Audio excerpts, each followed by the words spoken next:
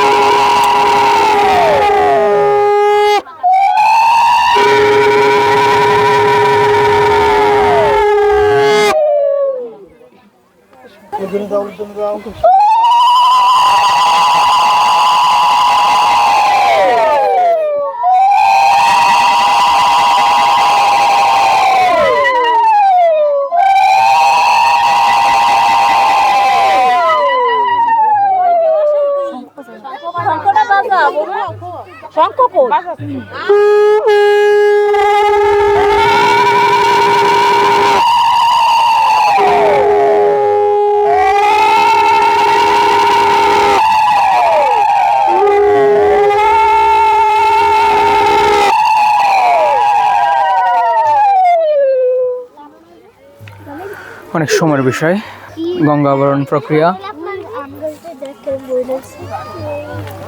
এই শহর শহর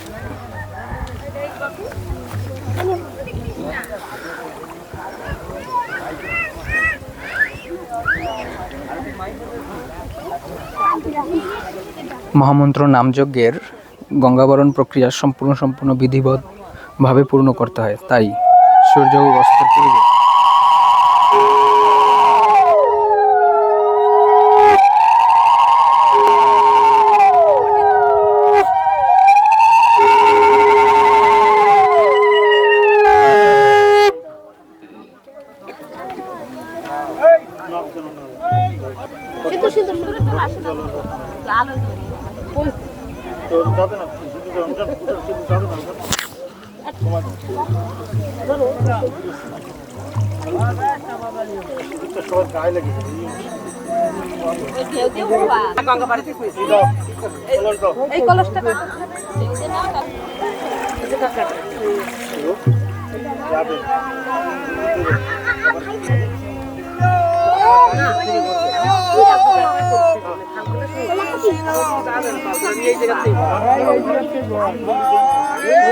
পাথর নাই, সামনে একটু আগো না, পাথর নাই, পাথর নাই।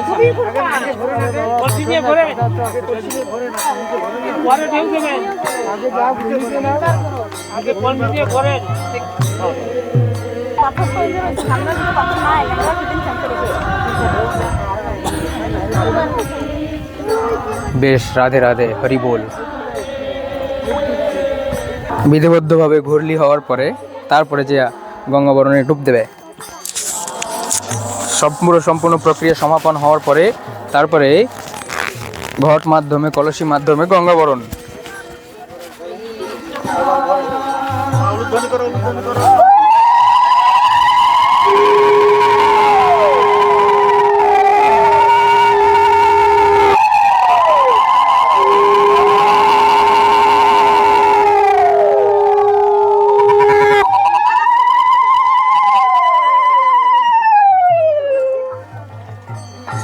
আমার একটা রয়েছে একটা ধরবো বলতে দাও।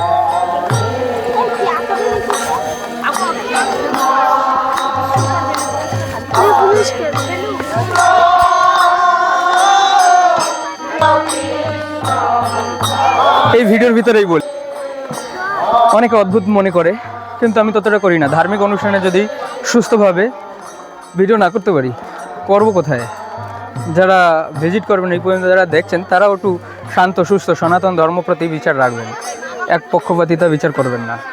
বাচ্চাদের যদি শিক্ষা দেওয়া যায়, অবশ্য তারা নিপুণ হবে সেই বিষয়তে।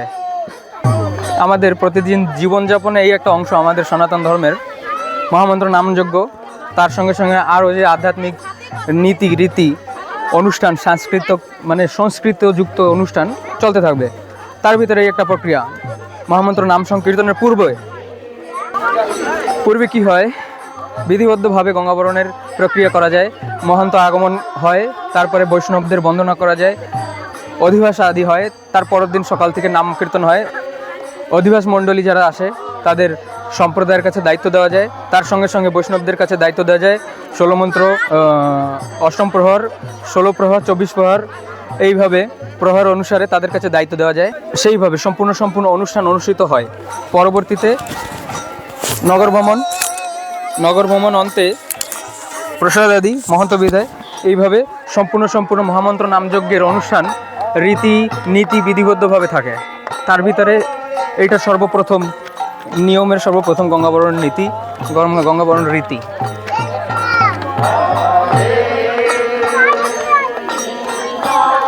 হয়তো পরবর্তী পার্টটা আবার আসবে, পরবর্তী পার্ট আবার আসতে আছে।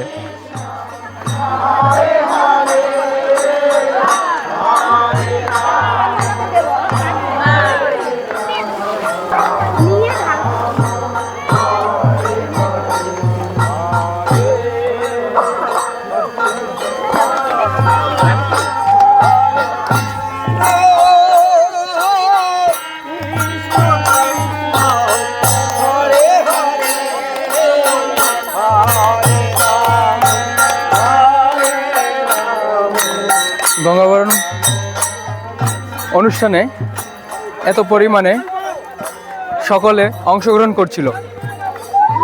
আসুন বরণ করে নিয়ে যাওয়ার প্রক্রিয়াতে আপনাদের দ্বিতীয় পার্ট একটা দেই।